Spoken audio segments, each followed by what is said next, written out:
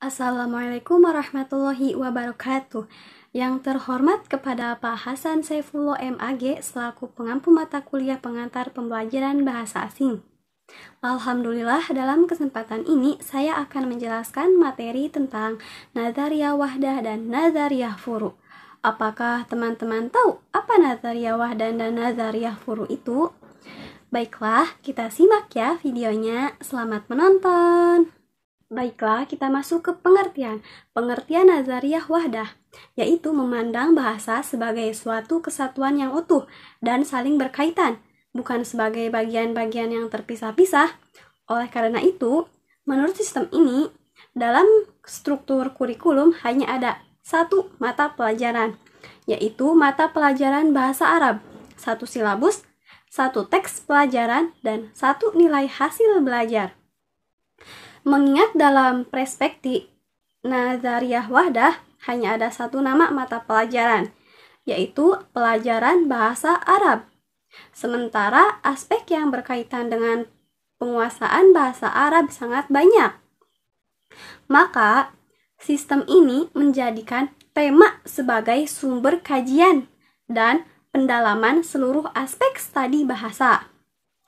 Bahasa Arab dengan sistem nazariyah wahdah adalah pembelajaran yang bertujuan untuk memiliki 4 kemahiran, yaitu kemahiran mendengar atau istima', kemahiran berbicara atau kalam, kemahiran qiraah atau membaca, kemahiran menulis atau kitabah. Kelebihan sistem ini adalah guru dan perancang kurikulum mendapatkan kesempatan yang cukup untuk memberikan perhatian khusus kepada bidang kajian atau pelajaran tertentu yang menurut pandangannya atau menurut ketentuannya kurikulum atau menurut kebutuhan dan minat siswa. Sangat penting.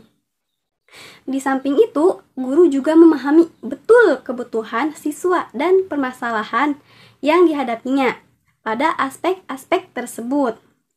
Sistem ini juga memiliki beberapa kelemahan yang melekat padanya.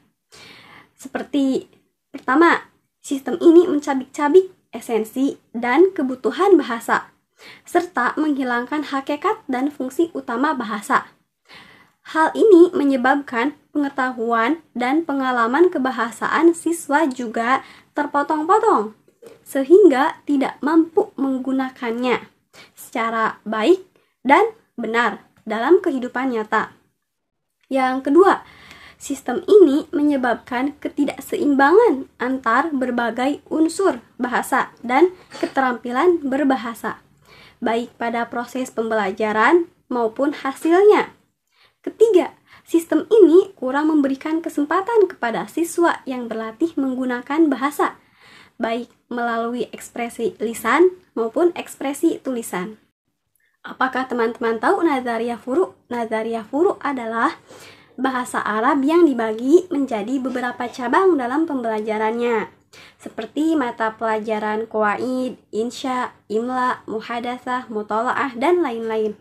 Setiap mata pelajaran memiliki kurikulum, silabus, jam pertemuan, buku pertemuan, evaluasi, dan nilai hasil belajar sendiri-sendiri. Nazariyah furu' memiliki kelebihan, yaitu alokasi waktu pembelajaran terbagi sesuai dengan porsinya. Setiap cabang memiliki kurikulum sendiri. Setiap cabang memiliki buku dasar sendiri, dan guru memberikan nilai akhir kepada pembelajaran sesuai dengan tujuan pelajaran yang bersangkutan. Ini juga memiliki kelemahan, yaitu sistem ini mencabik-cabik keutuhan bahasa dan menghilangkan watak alamiahnya. Pengetahuan dan pengalaman kebahasaan pembelajar terpotong-potong, sehingga pembelajar tidak mampu menggunakannya dengan baik dan benar dalam kehidupan nyata.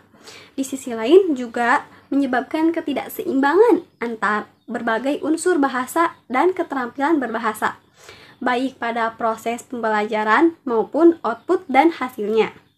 Selanjutnya kita masuk ke persamaan antara nazariyah wahdah dan nazariyah furu'. Apakah teman-teman tahu? Mari kita bahas. Yang pertama, sama-sama mempelajari bahasa Arab. Nazariyah wahdah dan nazariyah furu' teori ini keduanya sama-sama mengacu pada pembelajaran bahasa Arab. Yang kedua, masing-masing memiliki kurikulum kedua. Materi ini memiliki kurikulumnya masing-masing. Yang ketiga, adanya silabus dan evaluasi. Kedua teori ini juga memiliki silabus dan evaluasi untuk pembelajaran bahasa Arab. Lalu, perbedaan antara nazariyah wadah dan nazariyah furu. Yang pertama, nazariyah wadah cuma memiliki satu buku bahan ajar bahasa Arab.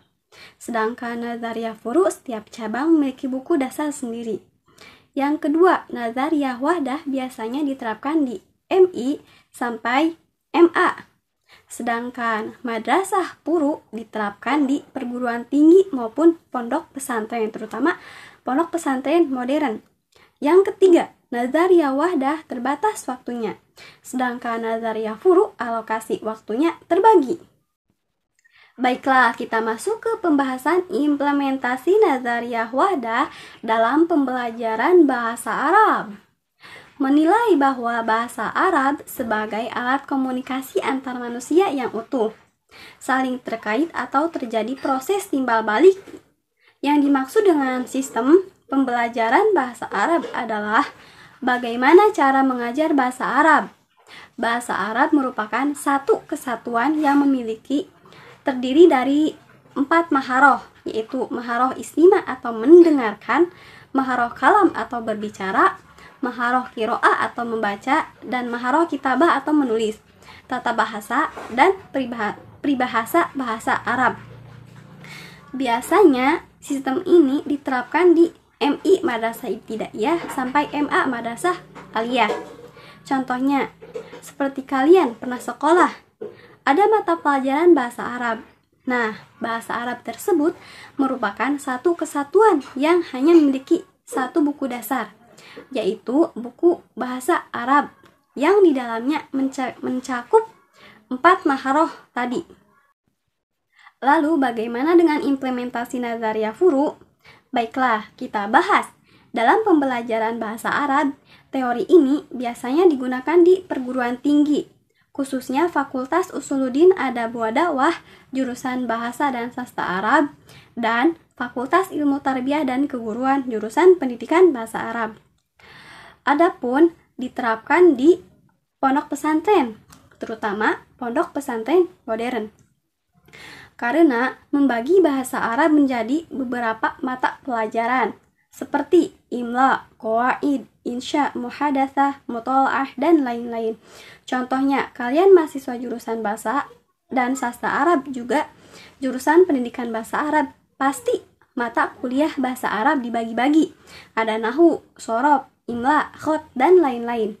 Setiap mata kuliah tersebut memiliki silabus, kurikulum, evaluasi, dan bahan ajar masing-masing. Maka inilah yang disebut nazariyah furu, karena memiliki banyak cabang dalam pembelajaran bahasa Arab. Apakah nazariyah wadah memiliki karakteristik? Jawabannya ya. Baiklah, kita bahas ya. Karakteristik nazariyah wadah. Pertama, mengidentifikasi topik utama pembelajaran bahasa Arab seperti bahan bacaan, pidato, dan tata bahasa Arab.